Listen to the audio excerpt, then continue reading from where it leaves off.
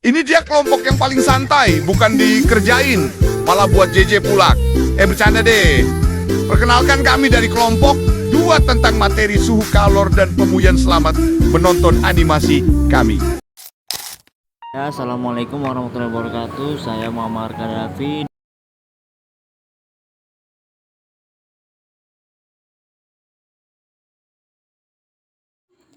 Perkenalkan, saya Rizka Syara Madonna.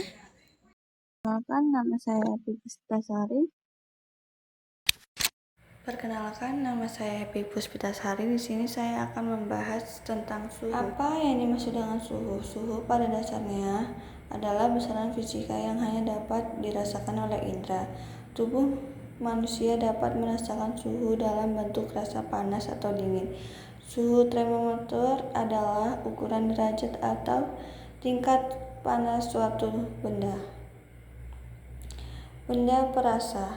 Jadi, suhu benda yang diukur dengan indera yang seperti kulit menghasilkan ukuran yang suhu tidak dapat dipakai dengan acuan atau tidak pasti. Untuk itulah, suhu harus diukur dan dinyatakan secara pasti dengan angka serta alat ukur suhu yang memiliki skala atau ukuran. Mengapa kita memerlukan alat ukur suhu? Alat yang digunakan untuk mengukur suhu dinamakan termometer. Prinsip kerja dari termometer adalah keseimbangan derajat suhu. Mengapa kita perlu mengetahui skala suhu? Skala suhu menunjukkan seberapa besar nilai suhu benda yang sedang diukur. Kemudian, agar semua orang di seluruh dunia menyimpulkan nilai suhu yang sama, maka perlu ditetapkan skala suhu secara internasional. Skala suhu bisa kalian lihat di bawah ini. Bisa kalian lihat perbandingan skala suhu di bawah ini.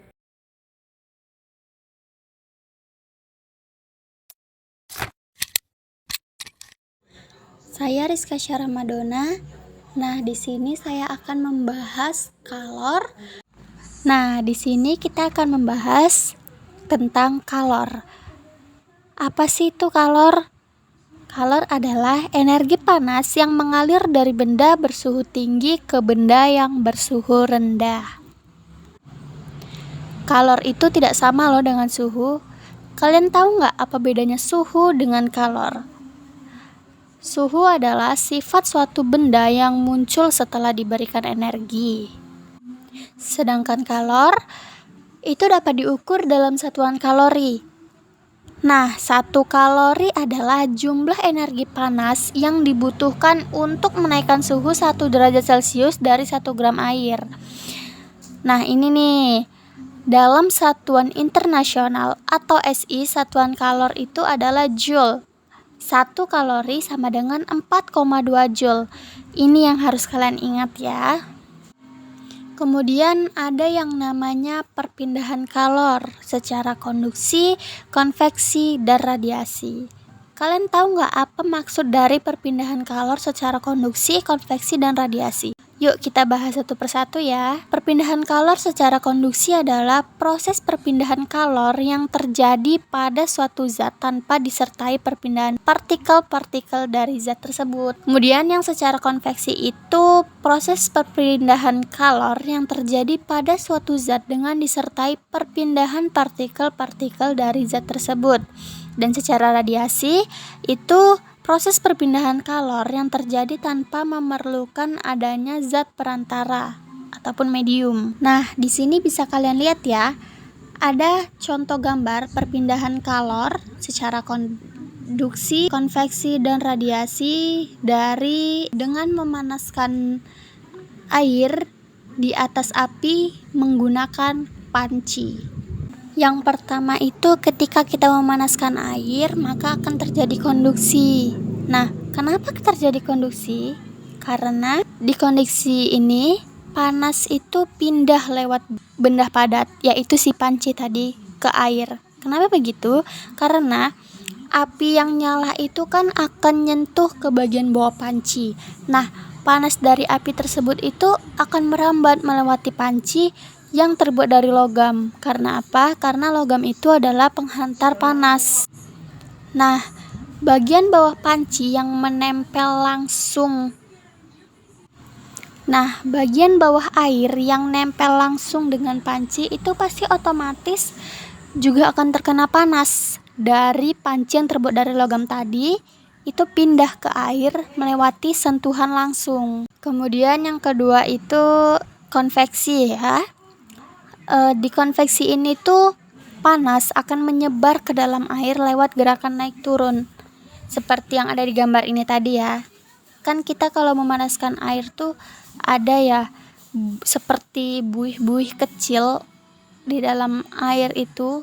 Terus dia gerakannya itu naik turun.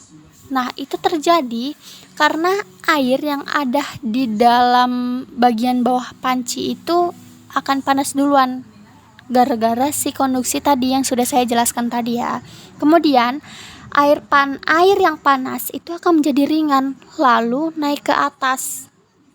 Dan air yang dingin itu dari atas akan turun ke bawah karena dia akan menjadi lebih berat. Makanya yang saya bilang itu dia buih-buih itu tadi, seperti buih-buih gelombang-gelombang kecil bulat-bulat gitu ya.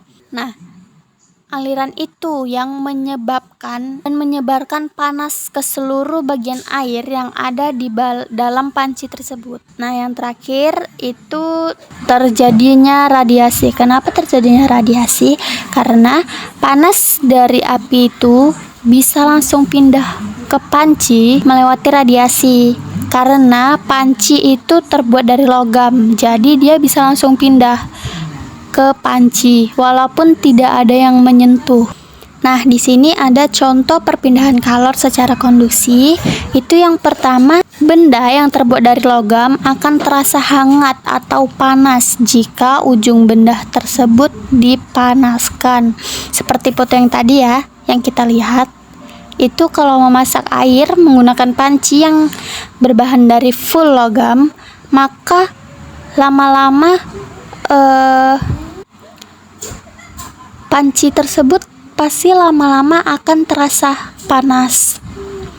Pertamanya hangat ya, hangat ke panas kalau panci tersebut berbahan full logam.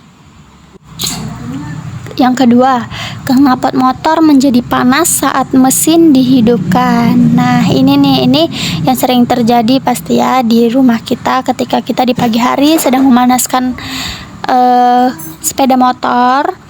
Pasti knalpot yang tadinya dingin maka akan menjadi hangat, kemudian lama-lama menjadi panas gitu. Dan yang ketiga, tutup panci menjadi panas saat dipakai untuk menutup rebusan air. Tadi kan secara konduksi ya, kemudian yang ini secara konveksi. Yang pertama, gerakan naik dan turun air ketika dipanaskan. Nah, ini nih yang saya jelaskan di gambar tadi, yang buih-buih seperti gelombang ataupun buih-buih yang bergerak naik turun. Nah, itu tuh konveksi. Kemudian yang kedua, terjadinya angin darat dan angin laut.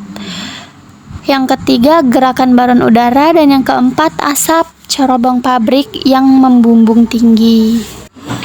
Dan ini contoh perpindahan kalor secara radiasi. Yang pertama, panas matahari bisa sampai ke bumi walaupun melalui ruang hampa di luar angkasa. Yang kedua, tubuh terasa hangat ketika berada di dekat sumber api, misalnya seperti api unggun ya. Yang ketiga, panas dari lampu ketika menghangatkan telur unggas. Dan yang keempat, pakaian akan menjadi kering ketika dijemur akibat panas dari matahari. Nah, kalian paham ya? Nah, yang terakhir ada kalor jenis. Kalian tahu nggak apa ini kalor jenis? Kalor jenis ini adalah jumlah energi panas yang diperlukan oleh 1 kilo bahan tertentu untuk menaikkan suhunya sebesar 1 Kelvin. Jadi dari penjelasan kalor tersebut itu kan sudah saya jelaskan. Semoga kalian semua paham ya dengan penjelasan saya tadi. Ya, assalamualaikum warahmatullahi wabarakatuh. Saya Muhammad Gaddafi. Pemuaian adalah bertambahnya ukuran suatu benda panjang, luas maupun volume karena pengaruhnya perubahan suhu atau karena menerima kalor. Macam-macam pemuaian dapat terjadi pada 3 zat, yaitu pemuaian pada zat padat, zat cair, dan zat gas. Pada zat padat terjadi pemuaian panjang, luas pada volume. Pada zat cair dan zat gas hanya terjadi pada pemuaian volume. Contoh-contoh peristiwa pemuaian: zat padat, gelas yang tiba-tiba retak ketika disiram air panas. Zat cair, air yang tumpah dari panci pada saat mendidih. Zat gas, balon yang tiba-tiba pecah diletakkan pada tempat yang kena panas matahari. Penerapan pemuaian dalam kehidupan sehari-hari: pemasangan kawat telepon atau kawat listrik di berkendor. Pada bingkai jendela ada celah yang dibuat menambahkan pada kaca. Pemasangan kereta api yang diberikan ruang atau celah pada sambungannya. Yang keempat adalah penerapan teknologi bimetal, alat teknologi yang menggunakan mikroskopis prinsip bimetal.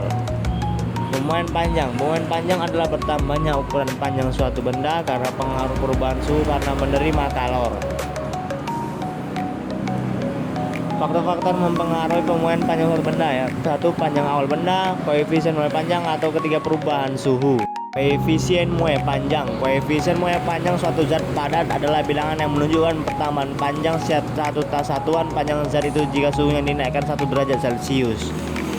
Nah, berikut adalah penjelasan tentang koefisien muai panjang beberapa jenis dan contoh-contoh soalnya.